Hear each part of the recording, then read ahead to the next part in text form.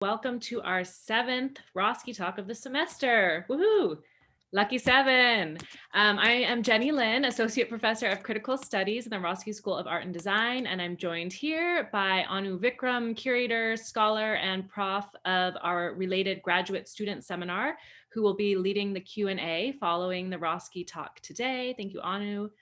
We are thrilled to be hearing today from artist TJ Dedeaux-Norris, who our graduate students will introduce in a moment. But before that, I just wanted to briefly remind you of the remaining fantastic Roski Talks that are coming up this spring semester. So on March 11th at 6 p.m., we'll be hearing from designer Karen Fong. On March 17th, we will be hearing from artist Diedrich Brackens. On March 31st, we'll be hearing from our very own Professor Amelia Jones, scholar and curator. April 14th, we will hear from Gabriela Urtiaga, curator at the Museum of Latin American Art. And on April 21st, we'll be hearing from Simon Leung, professor at UCI and artist.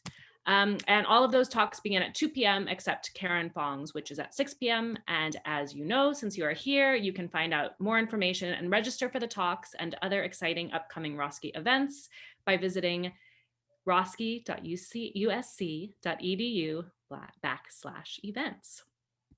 All right. So without much further ado, I'm going to hand it over to our graduate student introducers. We have today Hai-Jin Jung, who is a first-year doctoral student in choral music in USC's Thornton School of Music. And she, together with Ray Chun Sai, our MA student in Roski's graduate program in curatorial studies and the public sphere, will introduce our honored speaker today. Thank you. Hai-Jin, take it away. Yes. TJ Dedeaux-Norris is an artist, performer, and alter ego of magazine, assistant professor of painting and drawing at the University of Iowa School of Art and Art History. Dedeaux-Norris's work has been shown at venues across the world, including the National Museum of Art at Duke University, Yerba Buena Center for the Arts, Prospect New Orleans, Walker Arts Center, the Contemporary Arts Museum Houston, and the Studio Museum in Harlem, New York, among many others.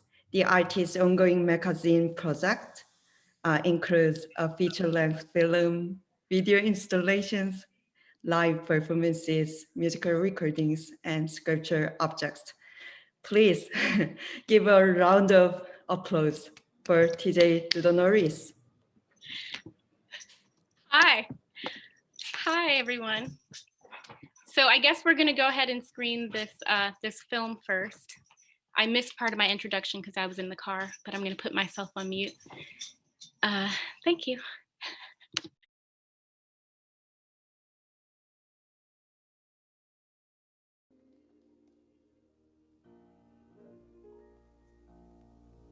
Precious Lord, take my hand,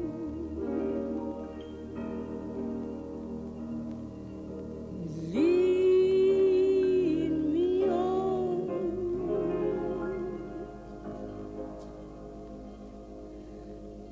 let me stand.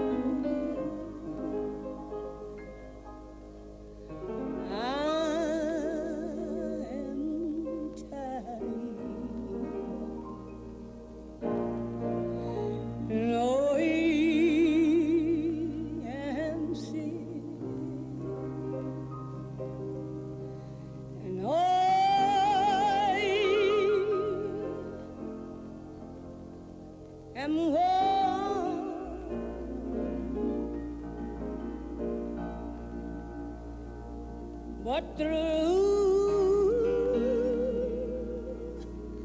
the storm,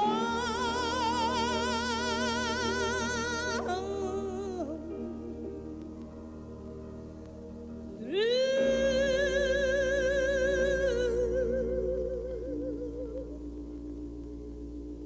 the night, lead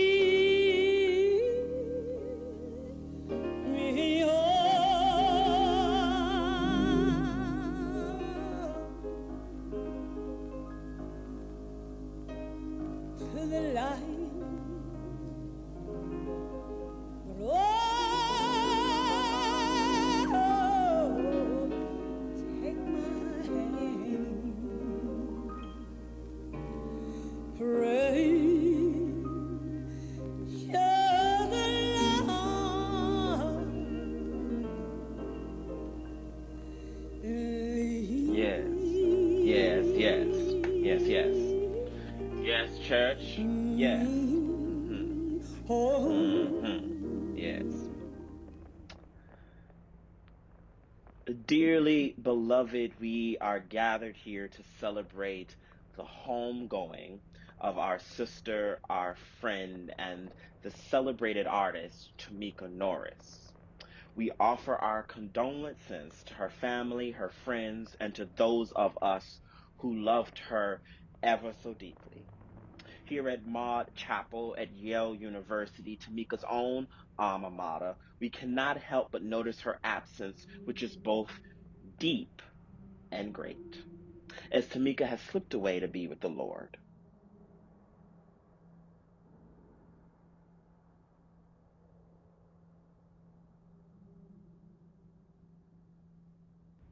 I met Tamika during our Grant Wood residency many years ago at the University of Iowa. She was yet and then already a brilliant artist, and I was in awe of her. In fact, y'all, she fed me when I was hungry. She gave me drink when I was thirsty, even when she herself was not well. Mm. I recall when Christ says, "What you do for the least of these, you do unto me." Y'all, Tamika was generous, she was courageous, and you know she was funny as hell. I remember Tamika saying, "Chris, if I leave here for you do, you preach my homegoing service, and don't you talk all day like you want to. But y'all know what? I am a truth teller, and so you know I've got to tell it. I have got to tell it." Tamika, like so many of our sisters, our daughters, and our mothers, have been harrowed on to glory by institutional racism, sexism, and the weight of being a Black woman in America.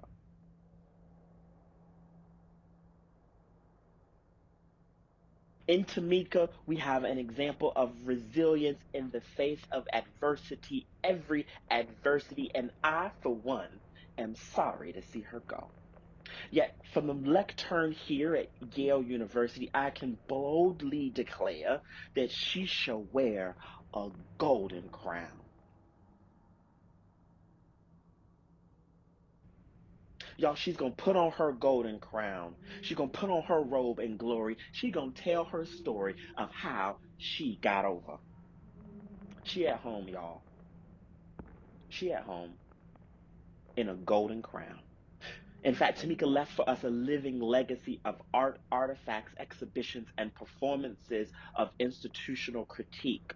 A legacy of what we can do if we face down darkness every day of our lives, if we struggle, and if we believe that we shall see the glory, that actually the glory of God, the glory of our living God shall be revealed here on earth and then in heaven. I remember the old hymnal that said, "Precious Lord, take her hand. Lead her on, Lord. Let her stand." She was tired. Take We were weak, and she was worn. Through the storm, you know, through the storm. Yes, through the night. Lead her on, Lord, through the light. Take her hand, precious Lord, and lead her home. You know, in the old sanctified church, we would say, "Yes, yes, yes, yes, yes." Come on, y'all. Yes, yes, yes, yes, yes.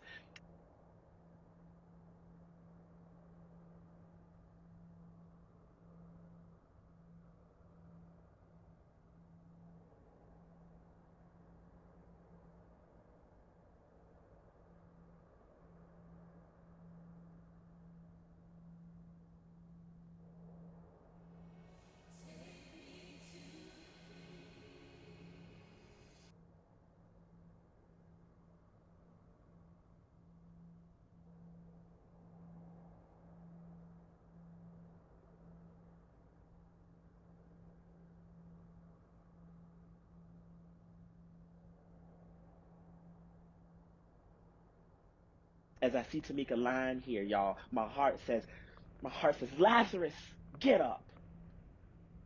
Get up, Lazarus. Get up. For we love you so. Here today we acknowledge when John the Revelator said, and I heard a voice from the throne saying, behold, the dwelling place of God is with men, and he will dwell with them. And they will be his people, and God himself will be with them as God. He will wipe away every tear from their eyes. And there will be no more death, nor mourning, or crying, or pain. For behold, the former things have passed away. And the one seated on the throne said, behold, I make all things, I make all things new. Then he turned to John the Revelator and said, write this down, for these words are faithful and true. I remember Tamika's performance work, particularly the one in the last chapter of the book, Radical Presence. Didn't she make all things new, y'all? Didn't she make all things new? Didn't she? But here today we continue her work, both God's work and Tamika's work, till we can say that we are all free at last. We are all free at last. Thank God Almighty, we are free at last. But we won't stop. We won't stop till we know that Black women have the health care that they need, till we know that Black women in academia have the support that they need, till we know that neither disease, nor mental illness, nor famine, nor pestilence, nor whiteness will wear them down and send them horroring on to their graves. We can stand in the darkness and say we are the light, for we remember Micah 6:8 and what the Lord requires of us.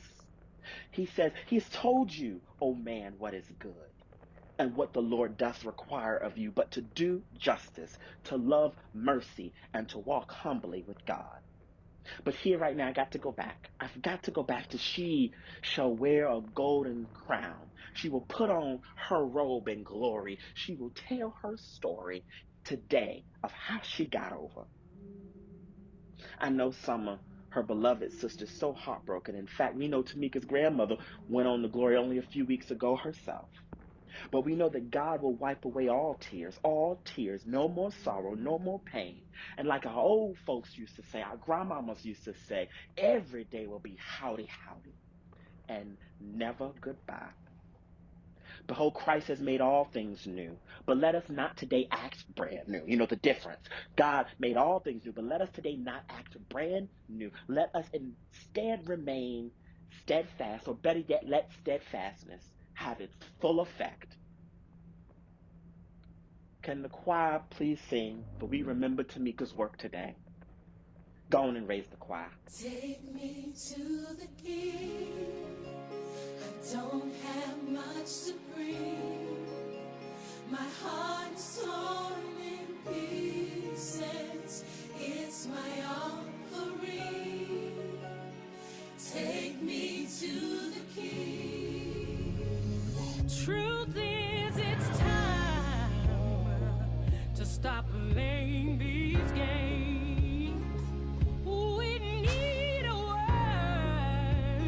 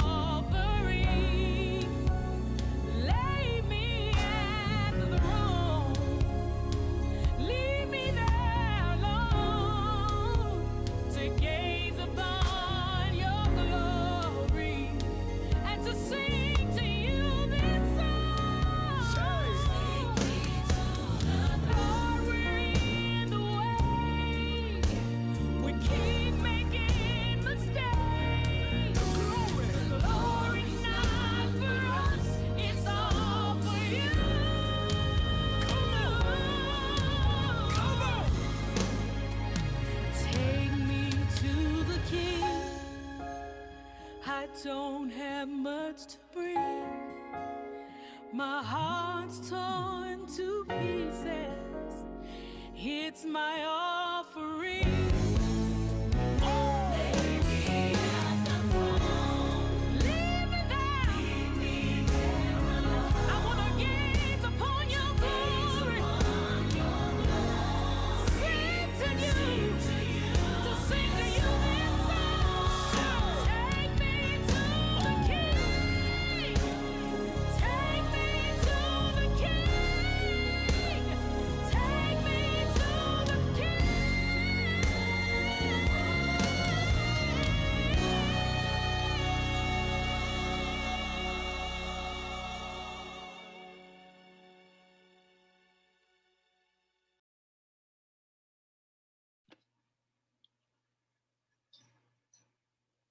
Awesome. Thank you. I don't mean to put anybody on the spot, but I would love to see some live faces so that I just don't feel crazier than I already am. Hi, Anu, yay. Beautiful.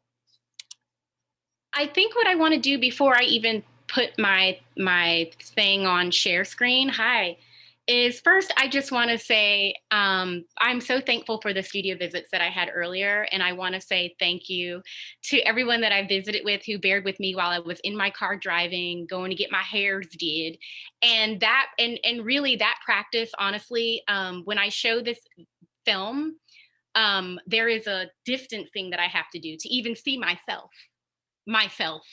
There's this transformation, or even for you to see me, I need to make some removal between the character that you're seeing in the film versus who I am speaking to you here today. So I had to go get my hairs did in order to sit here with you. I kind of want to talk a little bit about manifestation. I did not want to talk about none of this shit with y'all, but this is what had happened. I did these studio visits, and this is just where we are. So a couple of things that I want to talk about. So I have a curator friend. So one of the things that I've always wanted when I became an artist was one of those like curator friends, like someone who's a curator, but who's also your friend. And yes, you do work together, but this person is just your friend. And I've come to find one of these people in my life. And it's a curator named John Chach, who has made an exhibition called Queer Threads. And it's an exhibition that opened a few years back, and it's starting to travel. There's a beautiful catalog where Todd Oldham helped make the catalog. Fun fact, Todd Oldham is y'all, if y'all shopped at Target and you're queer, you're like, the fact that Todd Oldham held space for some aesthetics, for some people that queer folks that didn't have money that shopped at Target, it's a whole thing. Like, it's a whole thing. But anyway, John Chach is my homie, and we check in with each other regularly. And last night we coined a term, I think. It might be coined, somebody will have to Google it. But we're both getting, okay, I won't speak for John. I'm very much getting into my sort of like accepting my sort of Virgo psychic energy and really embracing laws of attraction and manifestation. And it's something that I've always done, but I think it's funny to talk about as an artist. Like, once we start getting into issues around religiosity or spirituality in a certain realm, it's kind of like, maybe, whatever. So John and I were messaging last night, and we often share the cards that we pull in tarot in the morning sometimes. And last night we got to a point where sometimes he pulled a card this morning, and he was like, "Oh, I pulled this card for you." I'm like, "Motherfucker, way to avoid your own shit. You gonna say the card is for me?" So we coined this term that, like, oh, you're spiritually edging. You're an emotional edger. Like, so I knew you know what I'm talking about over there. So we got to this point of time, like, I don't want to be a spiritual edger no more. I want to bust all my spiritual nuts. Like, let's just do this. So I'm getting into my whole vibes. I got my sage. I made it home. I didn't have a car accident, which was awesome. But what I do want to do now, though, as I kind of had mentioned to some of you, so I think I did 6 studio visits. Can anybody confirm that? I did 6, right? I'm pretty sure.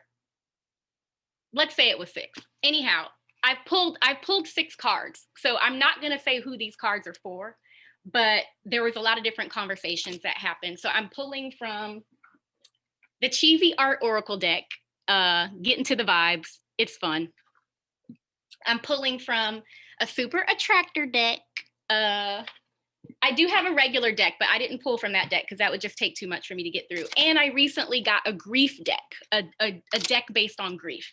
So I pulled from a couple of these, and I'm just going to read these. And the people that I visited with, it may, you know, I don't know which one is for you. And somebody that I didn't visit with, this might be for you. So the first card I pulled was Tracy Inman.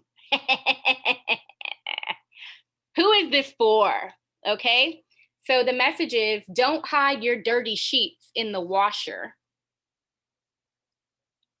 Concentrate on finding, not losing yourself in your art.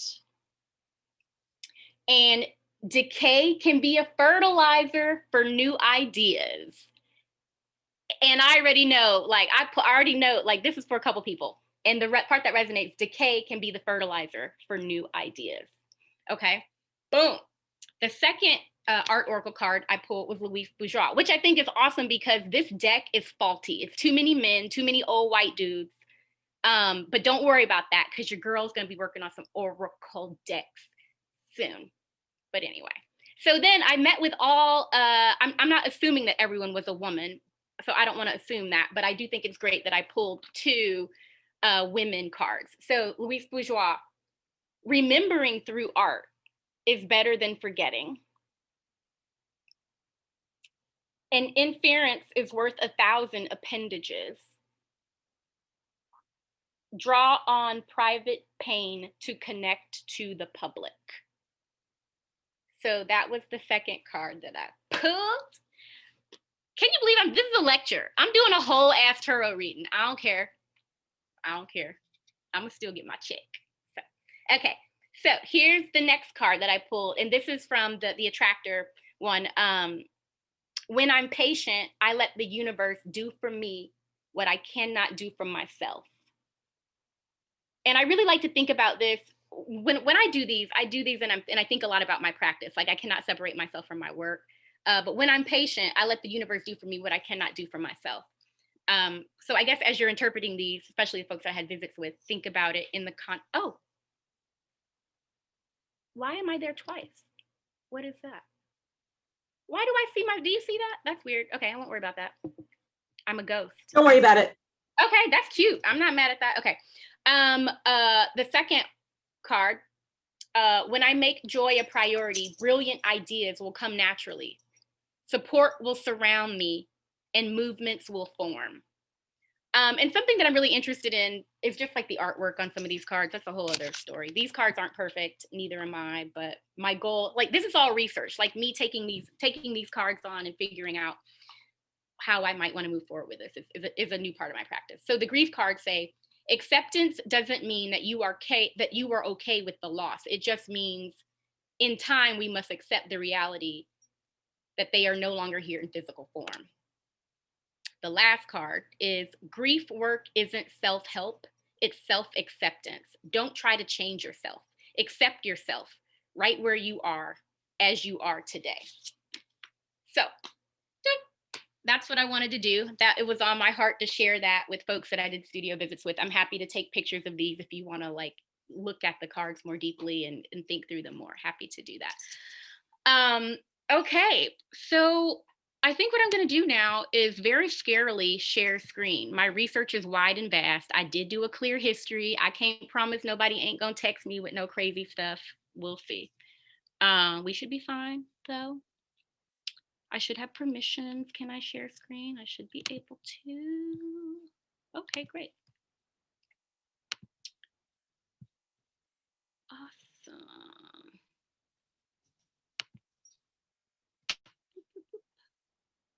Can I change this? I didn't want the whiteboard, sorry. But hopefully I won't disappear if I change this. I think you need to unshare and share again. Oh. Okay. I will go here. Okay, great. And my dogs will be an issue probably throughout this talk. They've been here by themselves all day.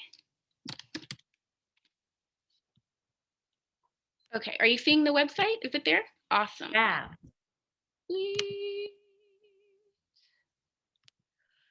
So I guess some of the stuff that I did want to think about is this exhibition. So the exhibition, TJ Dedeaux-Norris Presents the Estate of Tamika Janine Norris. So this exhibition has been a mother. It was planned before COVID. Some of the same sentiments were there.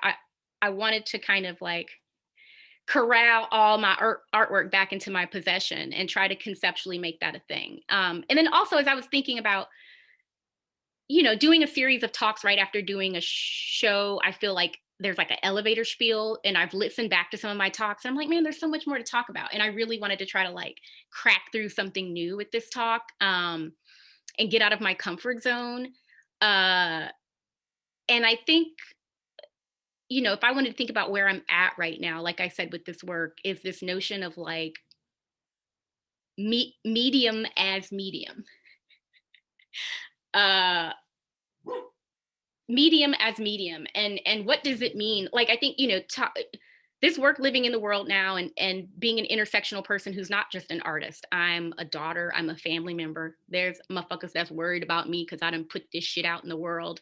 You know, all that kind of stuff, and trying to field really basic questions, like from family that aren't artists, that are wondering like, what's going on in my mind and my spirit, particularly when I make something like a eulogy and like get inside of a casket and all that stuff.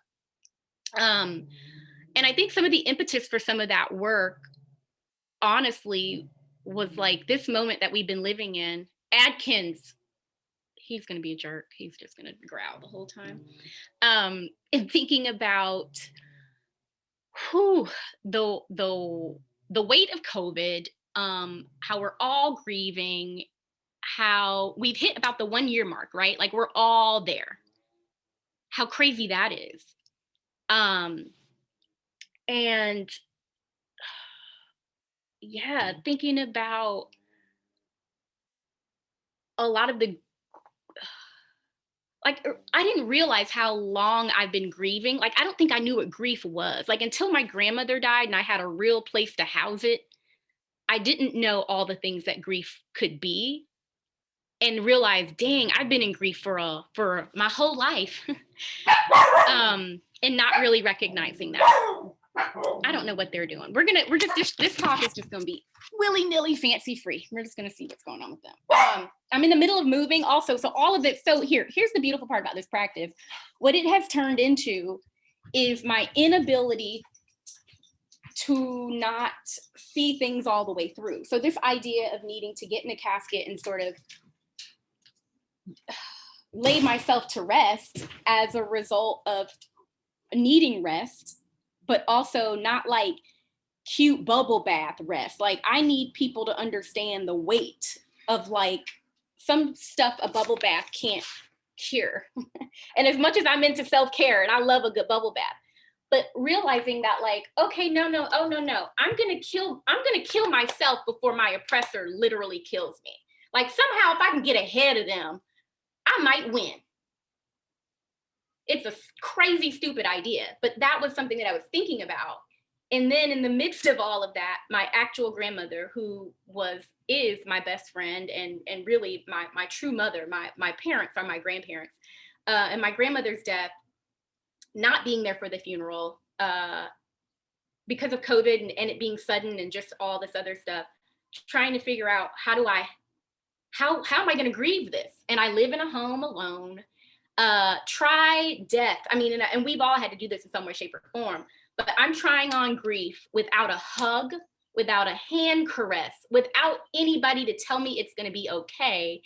You know, and you want to talk about family and respectability. I think that if somebody asks me if I'm okay, that's the marker. Like then like how can I explain it? It's like if they just don't ask, then everything is just going to be okay. Like, let's just deal with it with a 10-foot pole. She's an artist.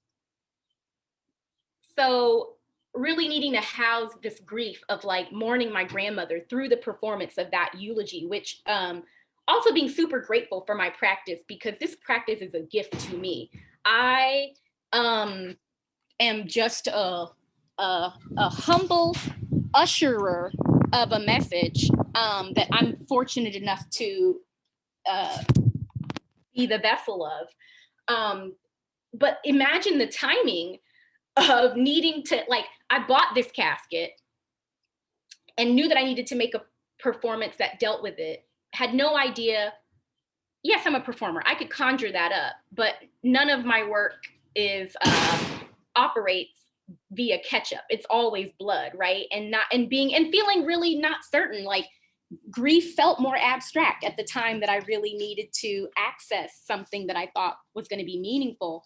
And then lo and behold, my grandmother passes, and all of a sudden, the sort of method acting portion of my practice, like what does it mean to method act as a rapper, or to method act as all these other identities and roles that I play, that, you know, the method acting of mourner became this very easy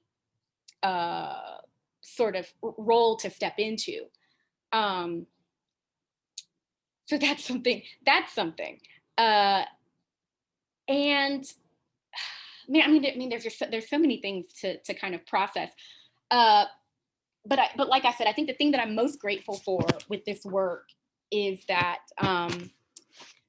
serendipity, timing, again, laws of attraction or manifesting, and being at this stage now with the work that I've realized, I live in a beautiful home, and this house, for COVID and quarantine intents and purposes, has been a godsend. It's been really important, and I've done all the things that people have done. I've done yard work, I've done, home projects, but all of a sudden realizing, oh my God, so if this exhibition is Tamika Janine Norris's estate, a part of Tamika's estate is this house. This is not my house.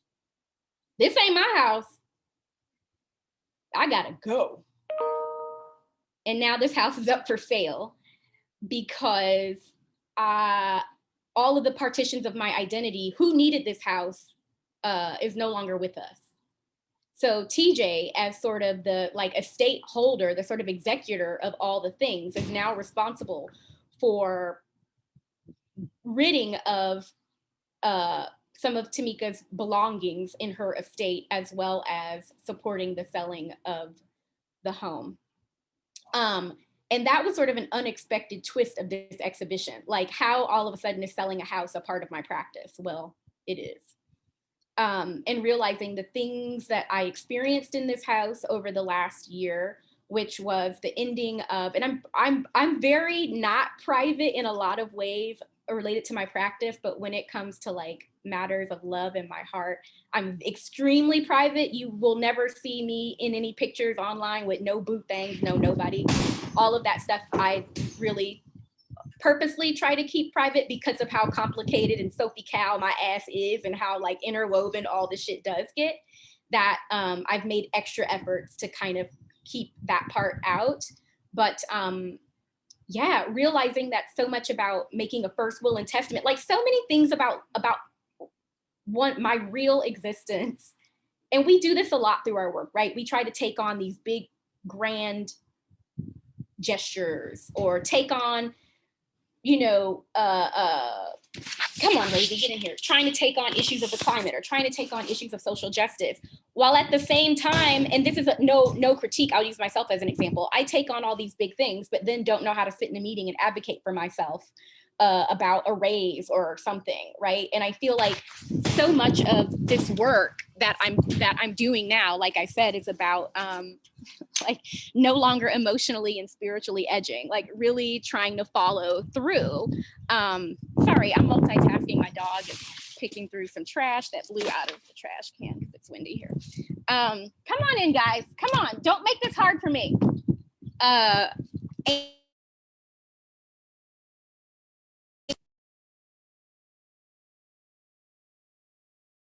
Okay, I think we lost her for a second. So hang on. I think I will put up another work until she comes back.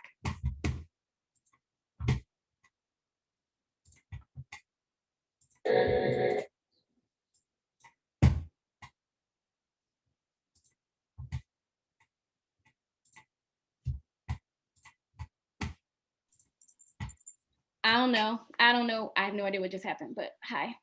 Okay, you're back. Good. I have no idea what just happened. The screen just went dark. So anyways, yeah, no longer wanting to be a spiritual or emotional edger and just like taking it all on and realizing if I'm going to make an exhibition that's doing all of this, then I do need to sit down and do a proper will and testament. Like I can't just like conceptually or creatively approach taking on these things. And to sit down with an attorney and write one's will is probably harder than anything I've ever done. But really allowing the practice to sort of guide moves that need to be made in one's real life.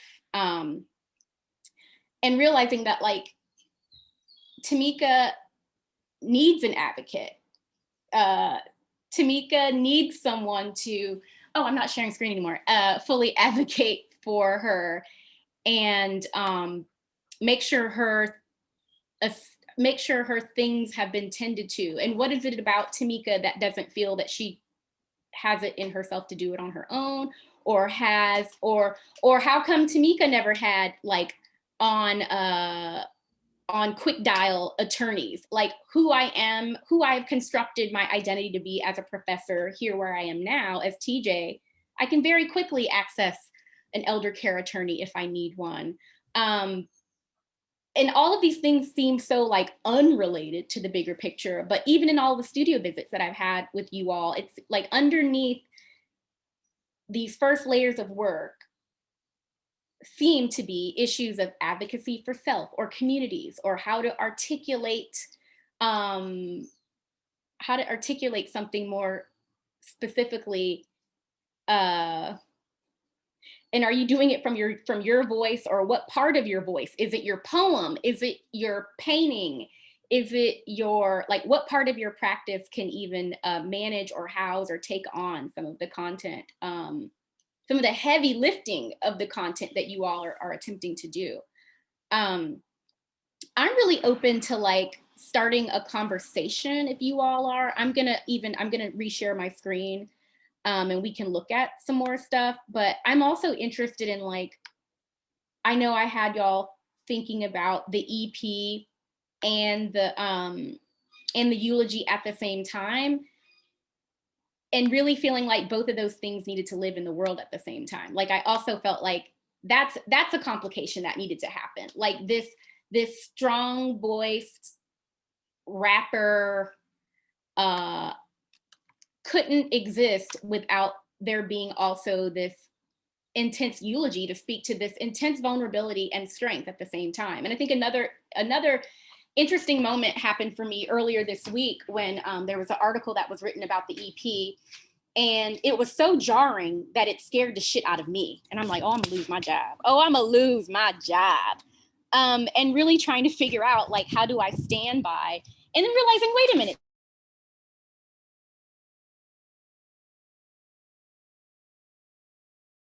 Oh my God, we lost her again.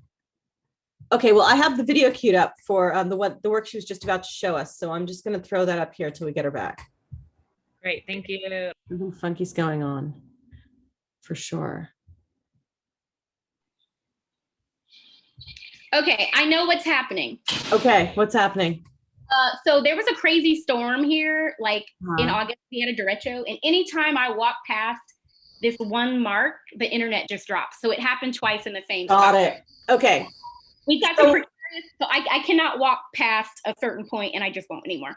So anyway, so this EP needing to exist alongside the eulogy as a way to like push and heighten, like push both things as far as I can, and asking an audience, like, yes, this EP can exist, and this voice of this artist who's like saying fuck you to like tone deaf white feminism or whatever, while equally though like feeling a type of way about saying that, realizing it's not me, it's a character that I'm embodying. But I even forget because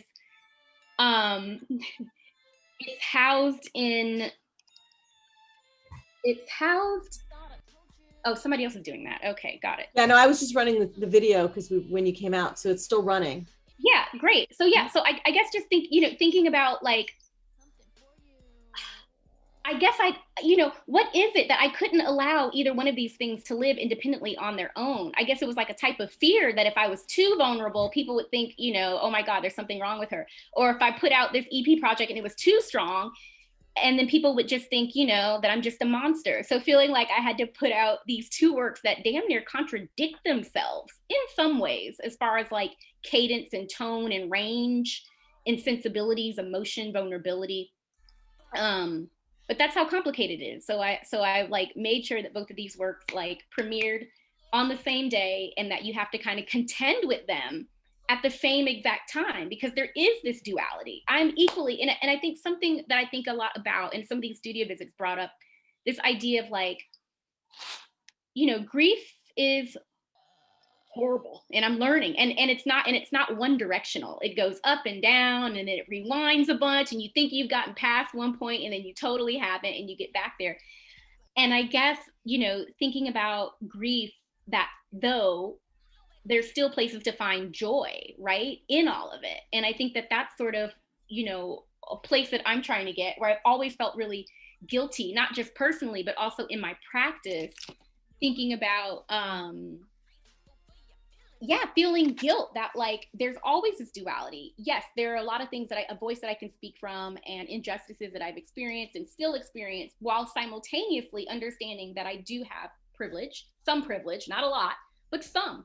And that negotiation gets really clumsy. And then it gets clumsy when I've stepped into privilege and thought that I had way more than I had. And when you get swatted back down, you're like, oh yeah, no, that Yale degree didn't do what I thought it did. That UCLA degree doesn't do what I thought it did. This professor, position I have, nope.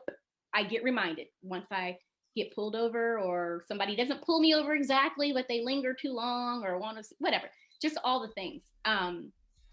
So yeah, I would just love to open it up, mostly because the studio visits were so powerful that I just feel like we could have a great conversation in general. Oh, let's do that. So folks should put their questions into the chat. And I can also pull you up if you want to ask your question live. Put it in the chat, and then I'll bring you up so that TJ can see you. I'd like to start. I wanted to just first say thank you. And thanks for being here with us despite all the challenges that you had today. I mean, they're self-imposed challenges. It happens. I was really excited to hear from you today also, because this morning in my 160, which is the one of our critical studies classes in the undergraduate curriculum, we were talking about Audre Lorde's uses of anger. And it was such a great morning, and also really brought up a lot of what our students have been dealing with.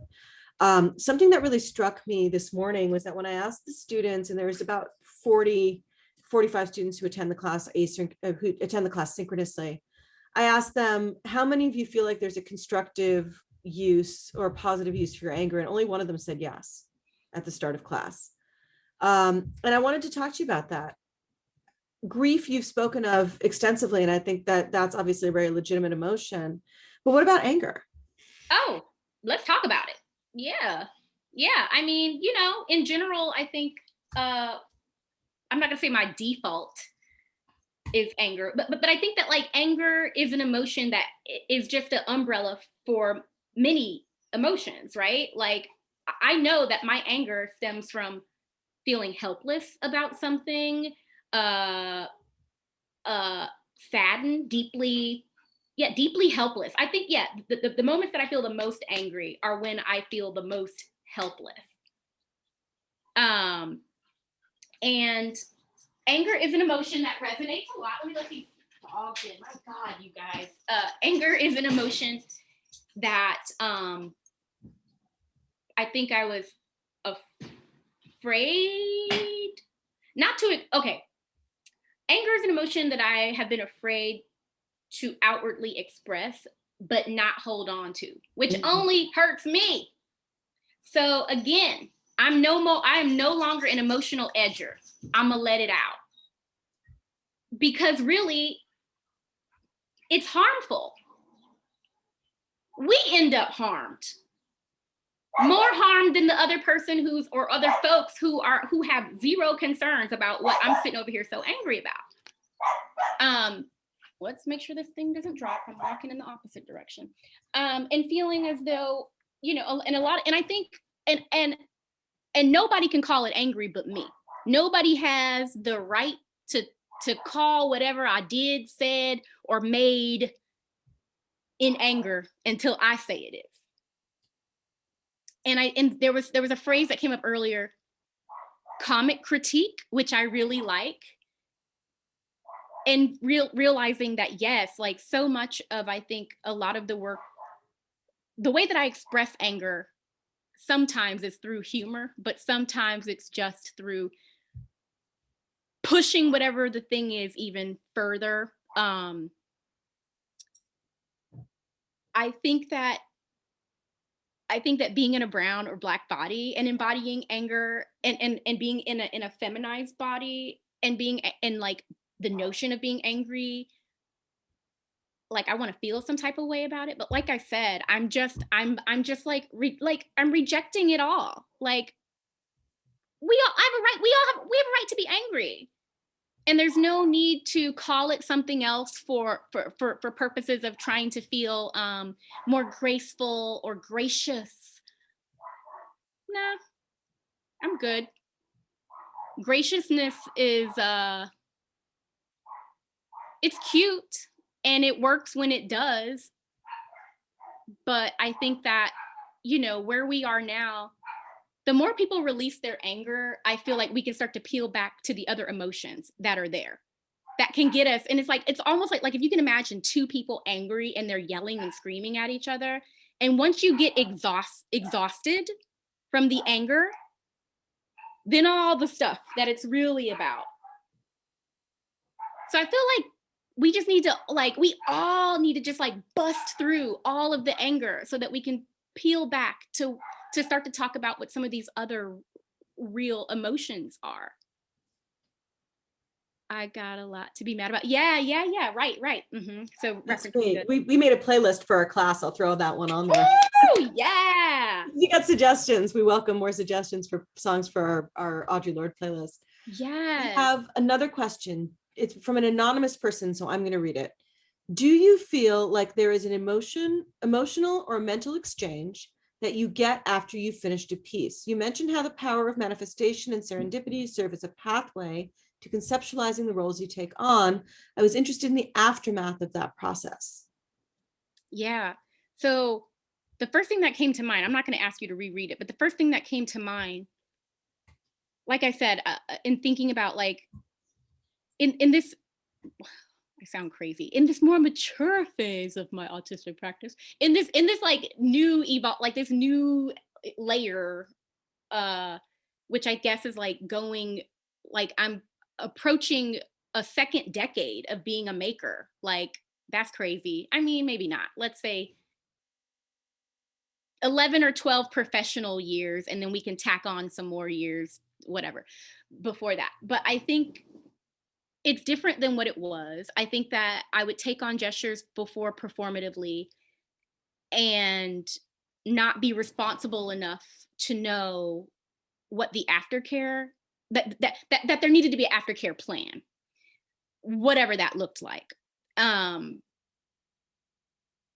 So that part. An aftercare plan can look a lot of different ways. When I was much younger, for yourself as an artist, you need to have aftercare for yourself after you do work. Yeah, definitely. Okay. Oh my gosh, yeah. So it's two. So for me, so I realized maybe an audience, you go to a museum, you get exhausted. You're like, oh, I need to eat. Oh, I need to go sit down. So I get that. Even as somebody who is a consumer of looking at things, you take it all on, you see it, you got to go sit down somewhere. So I get that there is not a burden, but you are taking something on. But I think as the maker of the thing, there's a couple types of exchanges. One that the aftercare plan, and before that aftercare plan just might be okay, I'm in New York, we're having a show, we're all going to go out and drink and party and have fun, and then go to the hotel, and then it's thunk, and then you got to get back on the plane, then you got to go back to your real life, and then it's not that I support doing drugs, but if you've ever done ecstasy, that draining feeling at the end where you're ugh, I'm not saying that I know this feeling at all, but if you've ever done drugs, that really crappy feeling, like you feel great and then you feel like crap, right? And it's like, well, then got to reassess the plan. Which is, so again, getting older, I've learned there are things that I can put in my body and things that I can't. Like there are certain things that are worth risking and certain things that are not. And it's similar to my practice. There are performative gestures that I've done as a younger artist that I wouldn't necessarily perform now because of the emotional wear and tear. Like it's just not worth the risk anymore. Like before, people would be like, oh, we'll give you a stipend to do the thing. And it's like, okay, sometimes that money would speak a little louder than my ability to know what I needed or not. But now I'm like, nope, that stipend is not worth what my next month is going to look like from doing one performance, and then all the stuff that's going to run in my head, all the peripheral things about the performance, like having to deal with gallerists and people thinking that I'm nice or not, or being likable, or blah, blah, blah. Like it's a lot. So They don't pay you for the emotional labor when they give you an honorarium for the work. literally don't.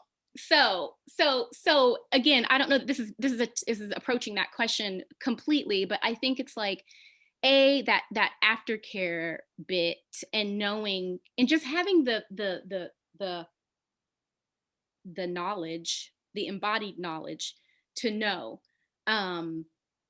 that you have to figure out what type of exchange you're having with a space, with yourself, and with others, and at what risk are you willing to do any number of these things. And I think, you know, one of my biggest my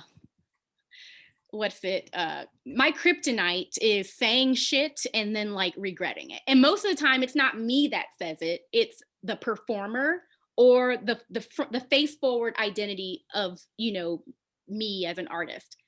And then when that stuff gets fixed in print and then it just doesn't go away, and then I'm like, how many editor's notes can I write? I didn't say it exactly. It's like, no. Also having to be like, no. So yeah, I guess that's how I'm answering that question. That I do a lot of therapy now. Like literally, I have an accountability crew. My therapist knows I'm an artist. We talk through some of the stuff. We weigh out the pros and cons of, you know, what does it mean to get in a casket and do a eulogy and take on all this stuff in my body. And as much as I know I'm an artist, and as much as I know y'all know I'm an artist, you look at it and you're still like, damn, son, like, woo, okay. Like it might be hard to look at. And even my own ability to be forgiving of what I'm looking at and the process and what people might think about me as a result of what I've done. So yeah, so for me, this exchange now is like, I sound so like I'm a famous artist. I'm being funny when I say this, but I don't have like yes people around me. Like I just don't have people that are like, yeah. Like, no, the curators that I have in my sphere and the people who I think care about my practice and care about me aren't out here trying to be like, yeah, do that one performance again where you fuck a dildo, like do that. It's like, no, how do you want to evolve as an artist? What gestures are important for you to take on? Yeah, lots of therapy and and also just following one's own intuition, right? Like me taking on the whole Virgo energy and being like, no, I'm going to start playing with tarot or manifestation just as another part of the practice. It's just a research mechanism to sort of get myself unstuck in the studio at times, or in the process of thinking about grief. Like our practices are about big things, and it can't all happen in the walls of the studio, you know, like it requires conversations with others. It requires, you know, maybe, seeking in quotes professionals, like other collaborators that can really help you. And that might even look like all of a sudden I've been in contact with an aunt. This is nuts. So this is also weird because this is going to be recorded and it's hard to know, like when I repost things, who looks at stuff. But I had an aunt reach out to me recently, and so she's my family's Catholic. I was baptized Catholic, and I've been doing Lent, and in a really new way, being like it's still all a critique, but I'm also like, no, I'm Catholic. I did a communion and I want to embody the process of Lent in a way that's authentic for me. Like, what does it mean to be queer and Catholic? And I was saying something to one of the people at studio visit with, like, the more communities we occupy, it doesn't mean the more community we have. It's actually more isolating. If you're queer and Catholic and this and that, it's like, that's very conflicting. My Catholic community ain't so cool with me being queer. And the queer community is kind of like, you fucking with them? You fucking with that over there? You fucking with Catholicism? And it's like, well, I want to try to find like that is the authentic intersection of where I sit. So how, Rosie, so how do I? Well, you know, it was great actually to meet the dog and then see the dog in the work too. That was pretty And there's two. real insight into the process. Yeah, right. That's just silly. They're silly. I'm going to bring Andy up here. Andy, are you ready? We want you to ask your question live. Do it. Hi, TJ. Nice to.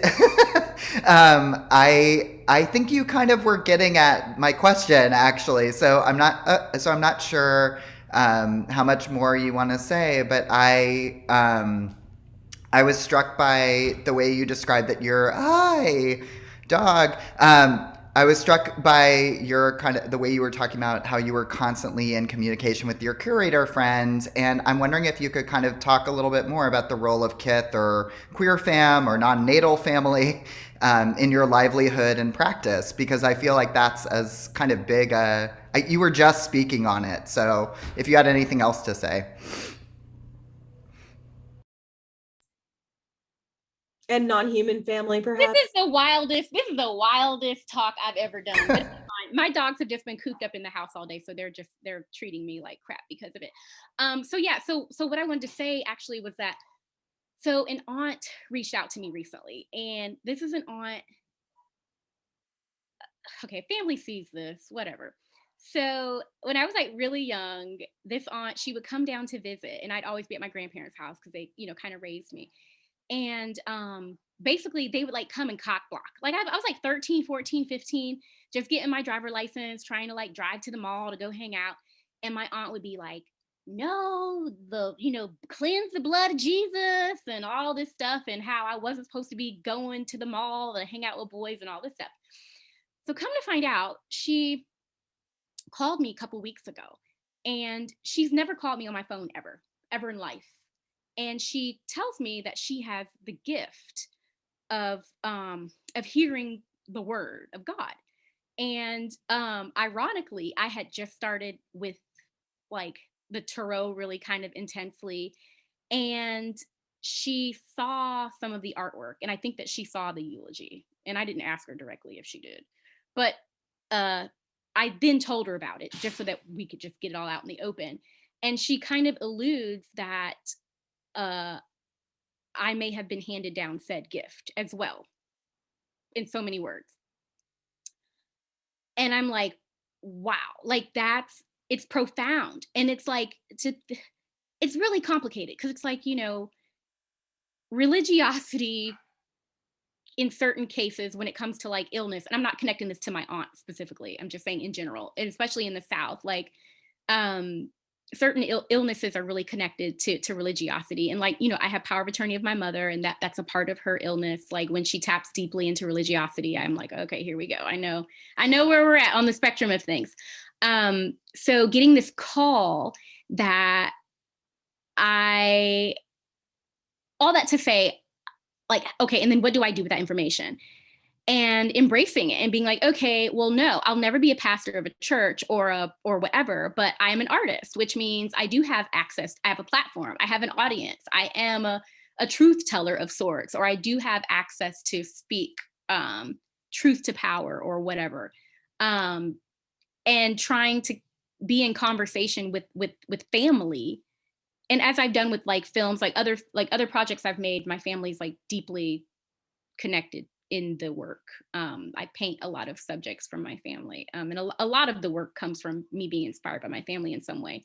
But I think this more personal connection of realizing that like my aunt may be letting me know that I have like the gift of spirit but that I'm going to use it in a way that's probably blasphemous to her, and trying to talk through it in a way though that like I want to relate to her. I don't want to freak her out, and I don't want her to think, for her sake, I don't want her to think I'm going to rot in hell, right? Like so like how do I also feel like I should pay her a visit, and I feel like she has so many stories to offer me that I have to find a really genuine way to be in conversation with her about both of us maybe sharing the gift of having the spirit.